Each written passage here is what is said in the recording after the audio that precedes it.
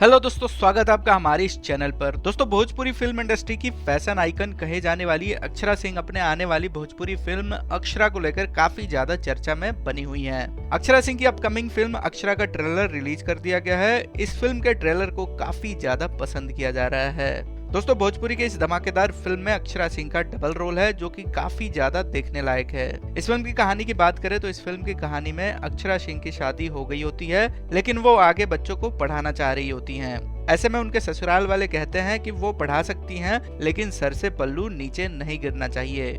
इसी के साथ फिल्म में एजुकेशन माफिया के बारे में भी बताया गया है। तो इस फिल्म की कहानी बहुत ही जबरदस्त है।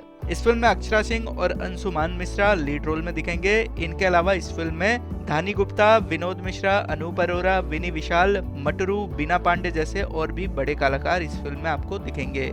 दोस्तों, यह फिल्म कब रिलीज होगी इसके बारे में कुछ खास जानकारी नहीं दी गई है। जैसे इस फिल्म के बारे में और जानकारी मिलेगी हम इसी चैनल पर शेयर करेंगे।